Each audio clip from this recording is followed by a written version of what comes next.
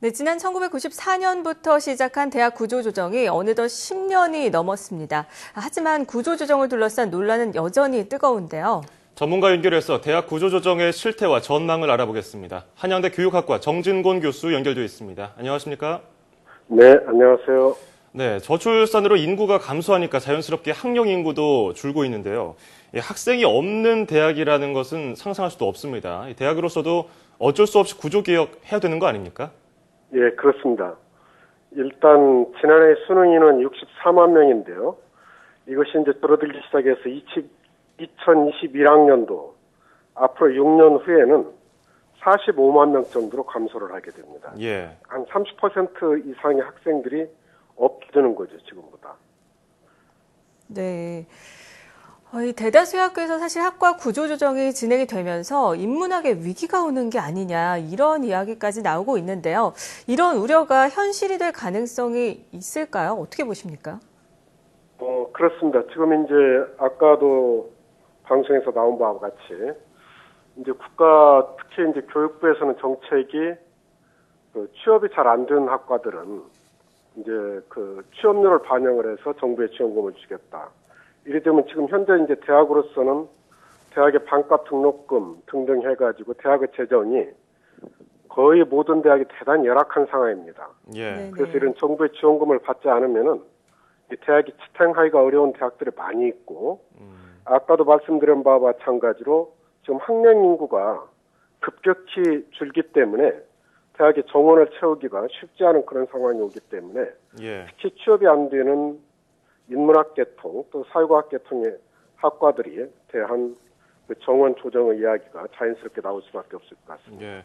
방금 전에 뭐 6년 뒤면은 30% 정도 그 학령 인구가 줄어들 것이라고 말씀을 하셨어요. 지금 네네. 교수님께서도 지금 대학에 몸담고 계시기 때문에 체감하실 것 네네. 같은데 어떻습니까? 좀 느껴지십니까? 그런 게? 느껴지죠. 지금 뭐 이게 아주 먼 얘기가 아니라 예, 앞으로 예. 한 5, 6년 후에 닥칠 그 국가적인 문제이기 때문에 예. 지금 뭐 다들 실감하고 계시지만 이제 저출산 문제가 우리나라에 심각하잖아요. 그렇죠. 그 저출산의 여파가 대학에 오는 거예요. 지금 이제 중학교까지 지금 밀려오고 있고 앞으로 네. 6년 후에는 대학까지 오는 거죠. 예. 자, 그런가 하면 이 학과 구조조정이 대학의 경쟁력을 높이고요. 또 산업 수요에 맞춘 인재를 양성해서 취업난 해소에 도움이 된다. 이런 의견도 있단 말이죠. 실제로 네네. 긍정적인 영향을 줄 거라고 생각을 하십니까? 지금 정부로서 해야 될 일은 산업 수요에 맞춘 인재를 양성하는 일보다 아주 실한 일이 대학생들이 일자리를 창출하는 것이라고 생각이 듭니다. 지금 현재도 경제 불안과 이 산업 부진으로 인해서 일자리가 날이 갈수록 줄어들고 있기 때문에 예. 네네. 우선은 이게 산업 수요에 맞춘 인재를 양성해낸다 하는 것보다도 더욱더 시급한 일은 일자리를 어떻게 하면 줄어드는 일자리를 만들어낼 것이냐. 이것이 이제 정부의 가장 우선적인 선결 과제라고 보고요. 네. 그다음에 이제 두 번째, 그래서 그러한 노력과 함께 지금 이제 정부에 이제 산업 수요에 맞춘 인재를 양성해낸다.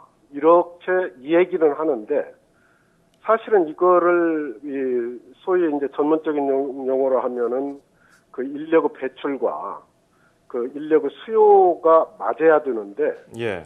이거를 전체적으로 총괄을 하고 그 인력의 수요에 맞춰서 인력을 양성해내는 이런 총괄하는 기구들이 없다시피 해요.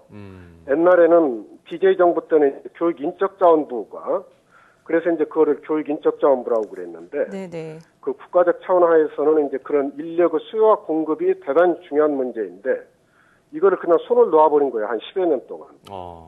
그리고 지금 현재도 뭐 이거를 딱히 맡아서 이건 정부의 굉장히 중요한 일인데요. 인력 전체의 국가 전체를 보면서 인력과 산업수의 수요를 맞추는 노력은 이것이 이제 고용노동부 쪽으로 말은 갔다고 했는데 고용노동부 쪽에서도 실질적으로 이게 별로 역할을 못 하고 있고 예. 인력을 이제 공급하는 것은 교육 쪽이니까요.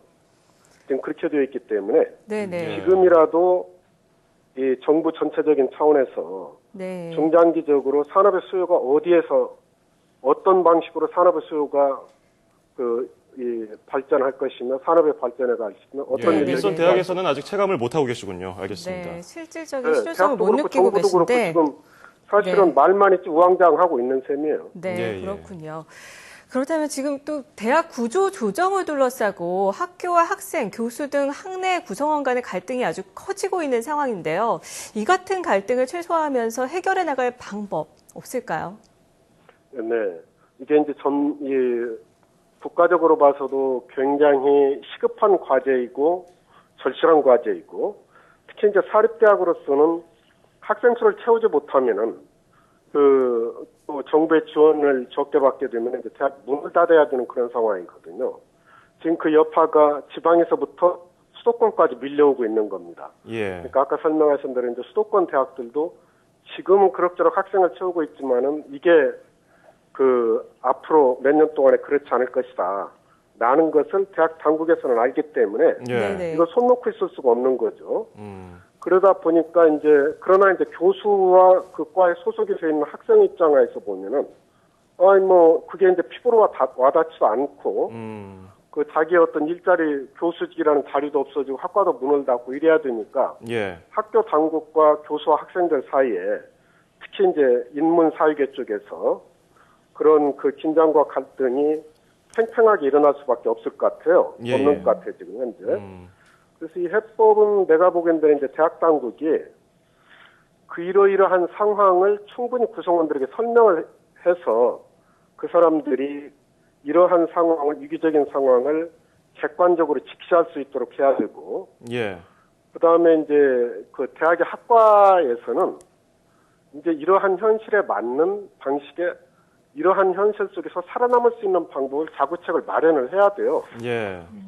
이제까지 학생들이 그렇게 남아돌던 그런 상황에만 안주해가지고 5년 전, 10년 전 지금 현재 가르치고 있는 교과목이나 전공을 사회에 어떻게 변하든 대학이 어떻게 되든 나는 그냥 그 과목을 가르치겠다. 이런 태도도 곤란한 거고 대학 당국도 그러한 설득의 노력을 거치지 않고 일방적으로 구조조정에 칼을 빼는 것도 제가 보건대는 불합리하다고 생각해요. 예. 예. 네, 잘 알겠습니다. 지금까지 한양대학교 교육학과 정진공 교수와 함께 이야기를 나눠봤습니다. 교수님 오늘 말씀 잘 들었습니다. 고맙습니다. 네, 감사합니다. 네, 사실 취업을 못해서 이른바 대학에서 졸업 유예를 하는 학생들도 늘어나고 있는 실정에 이런 구조조정이 학생들에게 과연 어떤 도움을 줄지 오히려 큰 혼란을 주지 않을까 싶습니다. 그렇습니다. 실제로 지금 학생들이 많이 시위도 하고 있고요. 학문을 연구하고 싶어서 들어간 대학에서 취업 때문에 학과를 조정하니까 말이죠. 장기적으로 무엇이 학생들에게 도움이 되는 일인지 관계자들이 꼼꼼히 생각해 봐야 하지 않을까 싶습니다.